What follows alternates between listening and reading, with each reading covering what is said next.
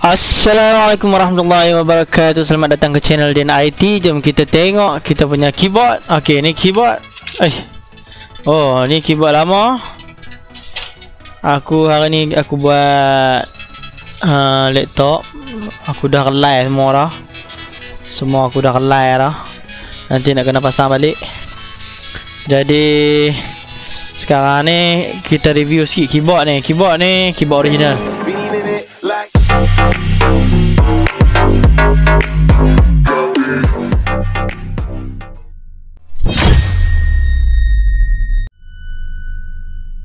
Keyboard original dia ada cakok ni dengan ni aku beli kat Shopee. Keyboard ni keyboard baru aku beli kat Shopee. Keyboard Shopee tak ada ni, dia punya apa cakok dengan skru punya tempat tak ada. Jadi better than nothing lah, kiranya boleh pasang jadilah. Daripada nak beli original punya kan mahal. Jadi bila dia datang aku dia kosong. Dia sebenarnya yang ni asal daripada keyboard original lah. Kita kena tarik daripada keyboard original ni. Dia duduk dalam tu lah, kita kena tarik slow-slow lah supaya dia tak patah.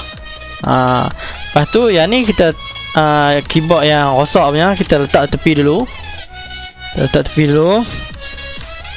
Lepas tu ni pun bateri lama. Ni bateri lama. Ni bateri lama, bateri original lah tapi tak detect apa bateri. Jadi aku beli bateri baru lah, pun dekat Shopee juga. Bateri baru dia ada function apa check berapa bar tinggal lagi.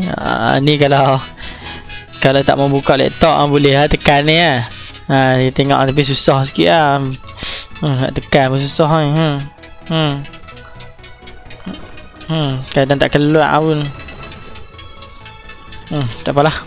Okey, itu je. Nanti kita tengok pula aku pasang 224 ni. 224 ni dah beli lah.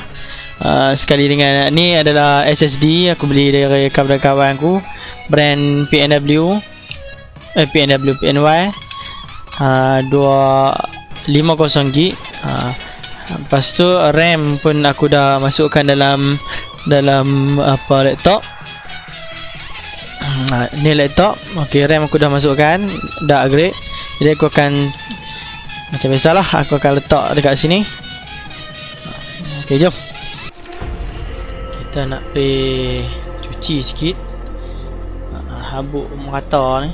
Kita pergi cuci pakai gun lah, gun cuci ni. Semua part-part ni kita sembok dengan angin.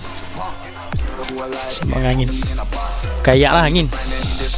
Alright.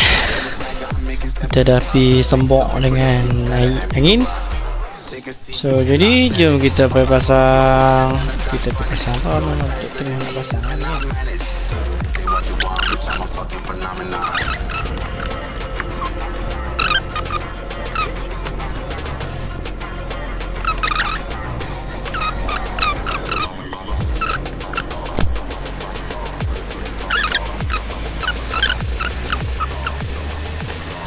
you want, bitch, I'm a fucking phenomenon.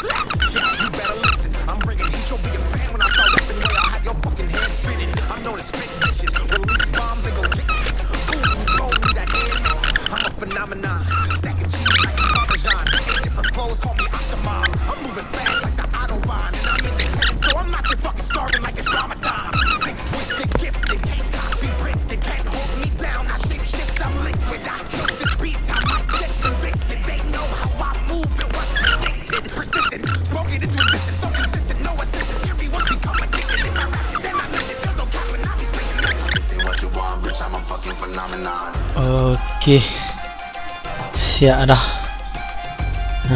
Bateri pun boleh guna dah, cuma bateri dia tak berapa nak cun sikit lah. Baru boleh guna elok keyboard pun. Ok, tutup dulu. Ok, ni bateri dia. Bateri dia tak masuk elok. Aku apa sendai apa ni orang panggil plastik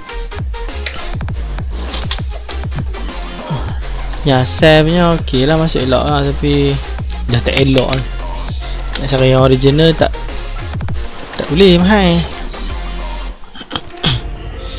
Itu je lah, jadi boleh guna lah. Ok, aku akan buat part seterusnya lah, format and upgrade BIOS semua, settle. Ok, terima kasih. Sehingga jumpa lagi di next video. Assalamualaikum.